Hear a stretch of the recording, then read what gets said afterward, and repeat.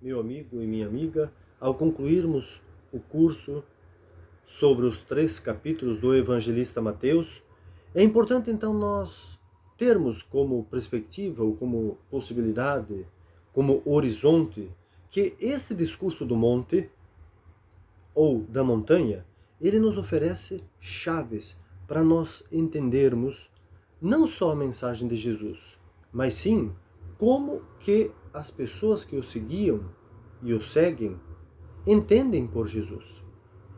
Mateus, capítulo 5, 6 e 7, que são então os 3 capítulos do Sermão do Monte, também se torna chave para nós compreendermos qual é o papel daquele e daquela que se diz, então, seguidor de Jesus. É importante nós percebermos que o discurso da montanha é a superação da lei de Moisés, declarada lá no Monte Sinai. E o importante no Evangelho de Mateus não é o lugar aonde acontece o Sermão do Monte, porque há na literatura ou na escrita Sermão do Monte. Mas nós ainda não sabemos, afinal, em qual monte Jesus está falando. Ele fica aberto. Porque todos os lugares podem ser um lugar aonde se fala, se partilha a palavra ensinada por Jesus. O mais importante daquilo que Jesus ensina é a palavrinha justiça. Porque com a justiça em Mateus, porque o próprio título, pois assim, o título ou a questão trabalhada por Mateus ou pela comunidade matiana é desenvolver nas pessoas do seu tempo, do primeiro século, esse espírito de justiça no sentido de fraternidade. Uma justiça não de punidade, não de exclusividade, mas acima de tudo de solidariedade. Se nós conseguirmos abraçar essa chave, ou entender o que significa essa chave, o quanto ela foi importante para Jesus e também para os seguidores e seguidoras dele no primeiro século, nós vamos então entender o que Jesus quis dizer em todos os 28 capítulos que compõem o Evangelho. Mateus, o Evangelho de Mateus, é o maior dos 4 evangelhos que nós temos. E esse texto que nós desenvolvemos no sentido de refletirmos teologicamente, conhecermos na íntegra e também no seu contexto, na sua mensagem, nós vamos vendo que ele se esparrama ou se espalha em todo o conteúdo, desde o primeiro capítulo até o 28º, que conclui então ou fecha o Evangelho, o escrito de Mateus, ou da comunidade matiana. É importante também nós assim aprendermos, tanto com Jesus, quanto com teólogos e teólogas, ou os biblistas, as biblistas. E aqui podemos trazer um dos grandes pensadores na área da teologia e também da Bíblia, que é o José Antônio Pagula. Ele escreveu alguns materiais que nos ajudam a entender os evangelhos e traz como título o nome de O Caminho Aberto por Jesus. Nós estamos concluindo este pequeno curso, mas é uma conclusão que abre portas, porque Jesus, na verdade, ele não fechou portas. Todos nós sabemos quando nós lemos, estudamos, pesquisamos e, no mesmo tempo, adentramos aquilo que Jesus trazia como possibilidade de uma vida nova. Por isso que essa palavra vida nova é uma mudança. E aí nós podemos entender até mesmo o que significa a palavra conversão. Tão muitas vezes, podemos dizer assim, maltratada por teólogos e teólogas e cristãos, porque entra num rigorismo, moralismo com a palavra conversão. Conversão é nós entendermos na sua integralidade o que significa viver humanamente. Se nós conseguíssemos viver humanamente a justiça, não a justiça punitiva, como nós falamos várias vezes, mas sim aquela justiça da fraternidade, da solicitude, da humanidade, vivendo realmente a partir daquilo que as pessoas necessitam uns dos outros. Amor, afeto, carinho, partilha.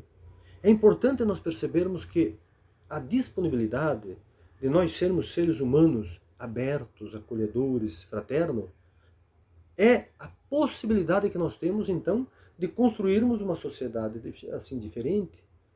Uma sociedade de irmãos, de irmãs, aonde se hermana e se emana a humanidade e, no mesmo tempo, o espírito da solidariedade.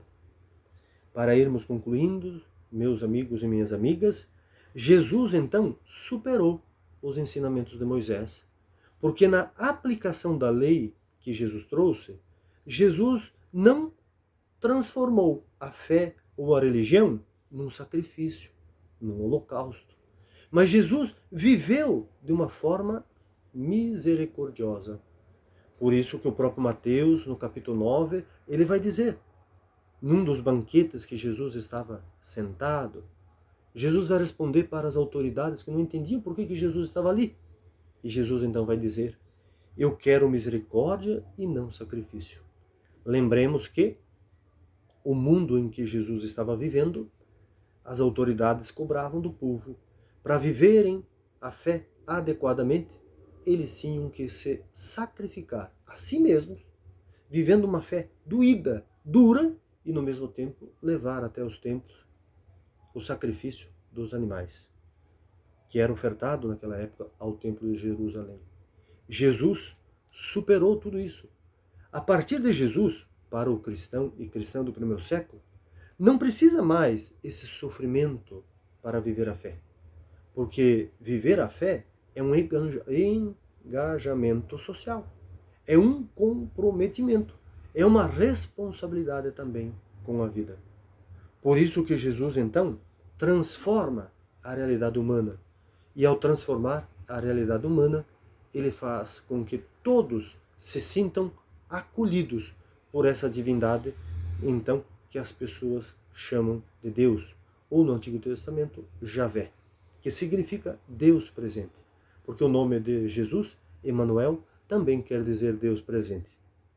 E Jesus está presente no capítulo 5, no capítulo 6 e também no capítulo 7, aonde nós temos então o discurso da montanha ou o discurso do monte.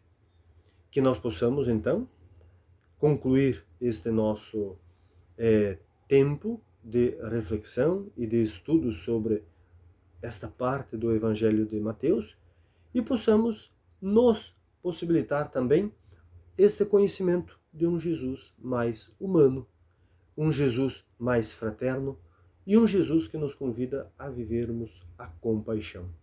Como é importante a vivência desta palavra compaixão e que as bem-aventuranças possam repercutir na nossa vida e também na nossa vivência na sociedade. Nós sempre estamos buscando uma liderança ou um mestre, uma mestra para que nos oriente. Jesus, sem dúvidas, pode ser um deles. Este grande sábio que traz palavras que nos convidam a ver, a rever, a examinar a nossa vida, não no sentido moralista, mas sim no sentido de vivermos profundamente a nossa humanidade. Até a próxima atividade, até o próximo curso. Espero vocês, espero que tenham gostado deste momento, deste tempo de reflexão. E lembremos que quando nós também utilizamos a palavra tempo, o tempo não é cronológico, mas sim é um tempo que nós chamamos dentro da teologia de cairológico. Cairológico é o tempo da graça, é aquele que supera até mesmo a cronologia. Um abraço a todos e a todas, até a próxima oportunidade, até o próximo encontro.